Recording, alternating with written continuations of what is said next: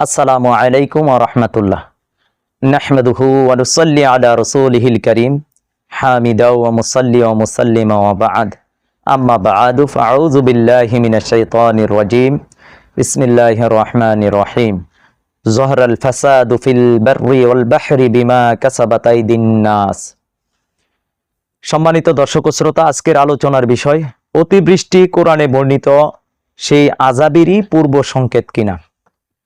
আপনারা জানেন, সাম্প্রতিক সময়ে অতিবৃষ্টি বা ভারী বৃষ্টির কারণে মানব জীবন বিপর্যস্ত প্রায়। অতিবৃষ্টির কারণে বাংলাদেশের অনেক অঞ্চল বন্যা দেখা দিয়েছে। পাহাড় ধসে অসংখ্য মানুষের ক্ষয়ক্ষতি হয়েছে, অনেক মানুষ মারা গিয়েছে। যারা মারা গিয়েছে, আল্লাহ তাআলা তাদেরকে ক্ষমা করুন, আল্লাহ তাআলা তাদেরকে জান্নাতবাসী হিসেবে কবুল করুন। অপরদিকে যারা ক্ষয়ক্ষতি হয়েছে, ক্ষতিগ্রস্ত হয়েছে, তাদের জন্য আমরা দোয়া করি, আল্লাহ তাআলা তাদেরকে কল্যাণ দান করুন, অকল্যাণ থেকে তাদেরকে হেফাজত করুন। প্রিয় দর্শক ও শ্রোতা, অতিবৃষ্টি কোরআনে বর্ণিত সেই আযাবেরই পূর্ব সংকেত কিনা? হ্যাঁ, পবিত্র কোরআনুল কারিমে চূড়ান্ত আযাব আসার পূর্বেই আল্লাহ তাআলা লঘু শাস্তি দেন, লঘু আযাব দেন মর্মে পবিত্র কোরআনুল কারিমের 32 নম্বর সূরা আশ-সাজদার 21 নম্বর আয়াতে এসেছে। আল্লাহ তাআলা বলেছেন, ওয়ালা নুযীকান্নাহুম মিনাল আযাবিল আদনা দুনাল আযাবিল আকবার লাআল্লাহুম ইয়ারজিউন। বড় শাস্তি দেওয়ার পূর্বেই আমি তাদেরকে লঘু শাস্তি দিই, যাতে করে তারা ফিরে আসে, তওবা করে। 30 নম্বর সূরা আর-রুমের 41 নম্বর আয়াতে বলা হয়েছে, যহরাল ফাসাদু ফিল বাররি ওয়াল বাহরি বিমা কাসাবাত আইদিন নাস। জলে স্থলে যে সমস্ত বিপর্যয় ছড়িয়ে পড়েছে, এগুলো তো মানুষের কৃতকর্মের ফসল। লিউযীকাহুম বা'দাল্লাযী আমিলু লাআল্লাহুম ইয়ারজিউন। আর এটা কেন? তারা যাতে ফিরে আসে, তারা যাতে তওবা করে, এই কারণেই মূলত শাস্তি, এই কারণে তো মূলত আযাব। তো অতিবৃষ্টি এবং অনাবৃষ্টি উভয়টাই কিন্তু একটা সতর্ক বার্তা। ভয়ঙ্কর শাস্তি বা আযাব আসার পূর্বে আল্লাহ তাআলা এই সতর্ক বার্তা দেন, যাতে মানুষ সতর্ক হয়ে যায়।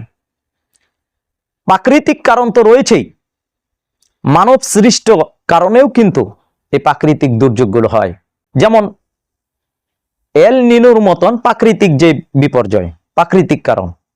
অতিবৃষ্টির পিছনে কৃত্রিম কারণগুলো রয়েছে, যেমনটা বায়ুমণ্ডলের তাপমাত্রা, আর্দ্রতা ও বায়ুচাপের স্বাভাবিক ভারসাম্যতার তারতম্যের কারণেও কিন্তু এই বৃষ্টি বা এই বিপর্যয় হয়। মূলত অতিবৃষ্টি ও অনাবৃষ্টিগুলো এই কারণেই ঘটে। সমুদ্র পৃষ্ঠের তাপমাত্রা বৃদ্ধি, বনভূমি ধ্বংসের মতন কৃত্রিম কারণগুলোও কিন্তু রয়েছে অতিবৃষ্টির।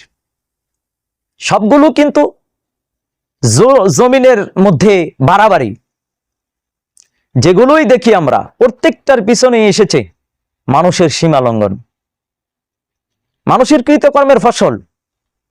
আর এই কারণেই মূলত আল্লাহ তাআলার পক্ষ থেকে শাস্তি বা আযাব আসার জন্য এটা পূর্ব সংকেত।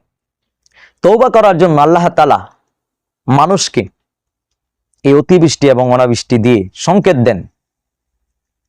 জাতিগত কিয়ামত আসার পূর্বেই আল্লাহ তাআলা এই ধরনের অতিবৃষ্টি বা অনাবৃষ্টির মতন বিষয় দিয়ে মানুষকে সতর্ক করেন। যদিও মানুষ সেটি উপলব্ধি করে না, মানুষ সেটি বুঝে না, মানুষের আকল বিবেক বুদ্ধি খাটা না। আজকে এই অতিবৃষ্টি কেন হবে না? আজকে এমন কোন পাপ নেই যেটি মানুষ করে না? সীমা লঙ্ঘনের সর্বোচ্চ পর্যায়ে মানুষ চলে গেছে। আল্লাহর বিধান ছেড়ে দিয়ে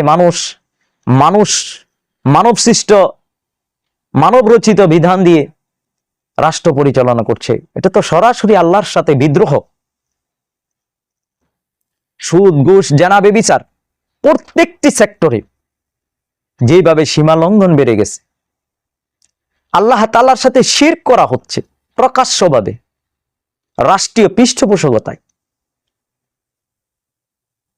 যত্র তত্র শিরকের আস্তানা, সুদ, ঘুষ, জেনা, ব্যভিচার মাত্রাতিরিক্ত বেড়ে গেছে। এমত অবস্থায় জাতি জাতিগত কিয়ামতের দ্বার প্রান্তে দাঁড়িয়ে আমরা এখনই আমাদের তওবা করা দরকার, ইস্তেগফার করা দরকার, আল্লাহ তাআলার কাছে ক্ষমা চাওয়ার দরকার, আল্লাহ তাআলার কাছে আত্মসমর্পণ করা দরকার, ফিরে আসার দরকার আল্লাহ তাআলার কাছে, আত্মসমর্পণ করার দরকার আল্লাহ তাআলার কাছে। আসুন ফিরে আসি, আসুন তওবা করি, আসুন দ্বীনুল হককে প্রবেশ করি, বাতিল দিন ছেড়ে ফেলে দেই, সমস্ত বাতিল দিন পরিহার করি, মানব রচিত যত বিধান আছে, তন্ত্র মন্ত্র আছে, সবগুলো ছেড়ে দ্বীনুল হক সত্য দিন প্রতিষ্ঠার জন্য আল্লাহ তাআলার মনোনীত আমির ইমাম মাহমুদ হাবিবুল্লাহর কাফেলায় ঐক্যবদ্ধ হয়ে যান। ইস্তেগফার করুন, একবার ভাবুন, হুঁশে আসুন, উন্মাদ আর পাগলের মতন হয়ে যায়েন না। এই জাতি আজকে উন্মাদ হয়ে গেছে, দেখেন নাই? এই এক বিশ্ব বেহায়াপনা, বিশ্বকাপ খেলাকে কেন্দ্র করে কত অশ্লীলতা, বেহায়াপনা, কত উন্মাদনা। মুসলিম যুবক উন্মাদের মতন হয়ে গেছে। বড় শাস্তি আসার পূর্বেই বুঝি মানুষ দিশেহারা হয়ে যায়। এই অতিবৃষ্টি, এই যে ভারী বৃষ্টি, যেখানে 50 মিলি বৃষ্টি হলে অতিবৃষ্টি এবং ভারী বৃষ্টি, সেখানে একটা অনেক বেশি। আজকে আমাদের হুঁশ নেই, আমরা দিশেহারা, আমরা বিহুশ, আমরা পাগল হয়ে গেছি, আমরা উন্মাদ হয়ে গেছি। জাতি আজকে উন্মাদ হয়ে গেছে। ফিরে আসার সময় আমাদের, তওবা করার জন্য আমাদেরকে ফিরে আসতে হবে, অনুতপ্ত হতে হবে, লজ্জিত হতে হবে, না হলে যে ভয়ঙ্করতম আযাব আসতেছে, জাতিগত কিয়ামত আসতেছে, একেবারে জাতিগত কিয়ামের ধার প্রান্তে আমরা। এজন্য আসুন আমরা জানার বোঝার চেষ্টা করি। এই বিপর্যয়গুলো কেন? এগুলো তো আমাদের কৃতকর্মের ফসল, আমাদের হাতের কামাই। আমরা আল্লাহ তাআলার কাছে ফিরে আসি। ওয়া নিবু ইলা রাব্বিকুম ওয়াসলিমু লাহু মিন ক্বাবলি আইয়াতিয়াকুমুল আযাবু সুম্মা লা তুনসারুন। আল্লাহর সেই বাণী, আমরা ফিরে আসি এবং আত্মসমর্পণ করি। আযাব আসার আগেই আল্লাহ তাআলা আমাদেরকে ক্ষমা করুন, আমাদেরকে আল্লাহ তাআলা জ্ঞান দান করুন, সত্য দিন প্রতিষ্ঠার পথে আল্লাহ আমাদেরকে কবুল করুন। আল্লাহ তাআলা আমাদেরকে খালেস তওবা করে তার দিন প্রতিষ্ঠার জন্য কাজ করার তৌফিক দান করুন। আমিন ইয়া রাব্বাল আলামিন। ওয়া আখিরি দাওয়ানা আলহামদুলিল্লাহি রাব্বিল আলামিন। আসসালামু আলাইকুম ওয়া রাহমাতুল্লাহ।